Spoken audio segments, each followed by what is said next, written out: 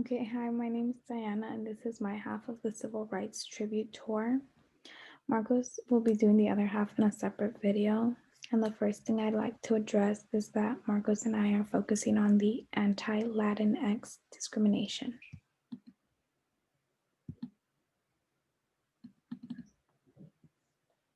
So the first piece of art that has shaped the Latin community for the better would have to be the West Side Story premiere in the 1950s, more so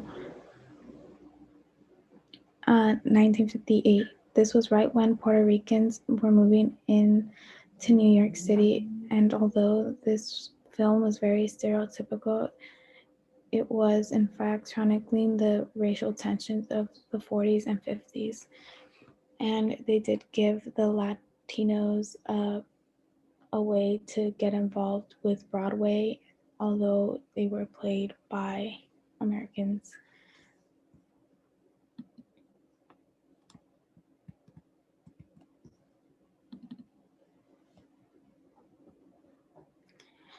Moving on, we have Operation Wetback, which went on from 1954 to 1958. This was when the government had planned to locate and deport many undocumented workers. Many were deported. This changed the world of Latino workers because they had lived in fear, because even United States citizens had been deported and treated unfairly. And this even includes many community leaders like politician activist Luisa Moreno.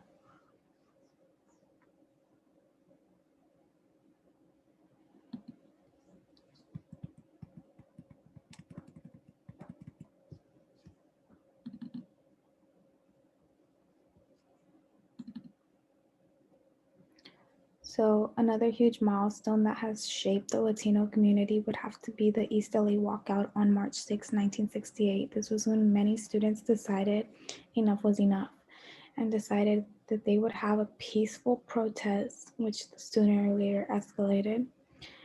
But they had this protest because of how unfairly they were treated in the classroom.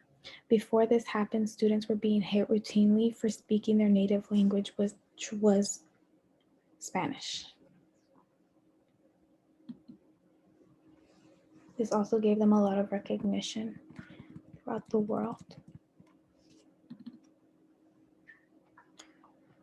So next, we have the Cuban Adjustment Act, which took place on November 2nd, 1966.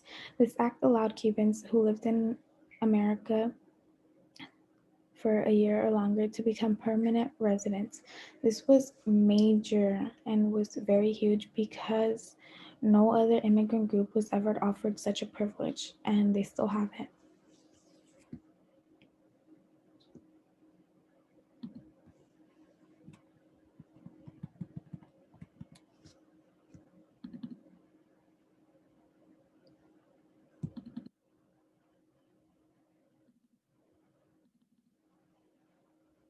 Okay, so here we have a quote from the United States Department of Health and Education and Welfare from May 25th, 1970. They issued a memorandum that stated students cannot be denied access to education programs because of their inability to speak English. You can see this opened many windows for the Latinx community because many wouldn't have gotten the time of day before. But because this became standard, they were able to get the chance to prove themselves to the world.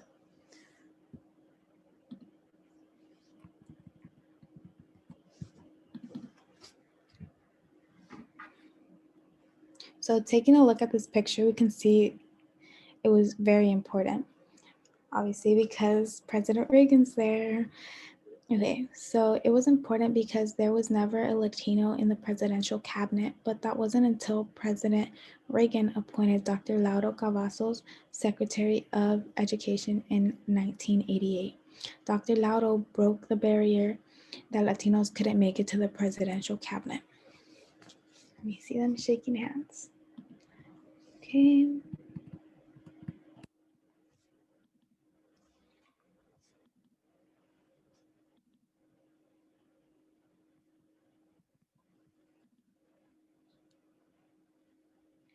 Another great accomplishment that has helped the Latino community was having the first Latino woman elected to the United States House of Representatives in 1989. Inala Rose Lehitin has broken the greatest barrier of not only being a woman but being Latina and still being able to get elected to the United States House of Representatives. She has uplifted many in this.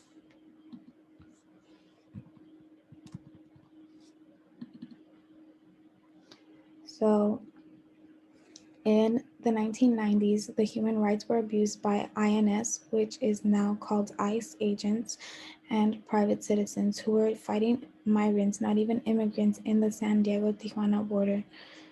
And here we have a poster that says "Stop the Hate" because they were going through so much discrimination through this time. So 1992, this is when the Los Angeles Police Department cracked down on Latino immigrants during the Los Angeles Rebellion. And you can see how chaotic it was, and this brought a turn for the worse because there was so many acts between Latinos and police brutality. It was insane. Moving on, we have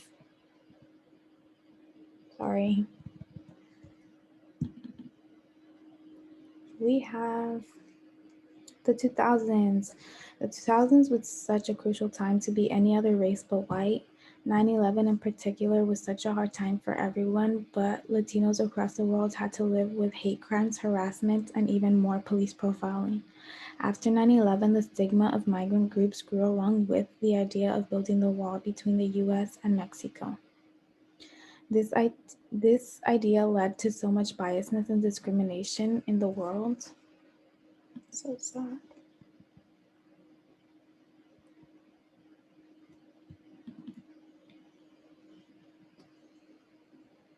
So the upside that they had was the census population in 2003. Latinos had become the nation's largest minority group. Their numbers are supposed to triple by the year 2050. That is insane. The US Latino population was at 37.1 million. It's so crazy. Lastly, my favorite one would have to be May 1st, 2006, Day Without Immigrants. This is when many people come together to boycott work, school, shopping, and so much more, to show the world that immigrants make America's economy. This has even continued throughout the years. The picture I used is from 2017, and that's 11 years after the first march. And immigrants have had so many events happen throughout their ancestry, and this was just my take.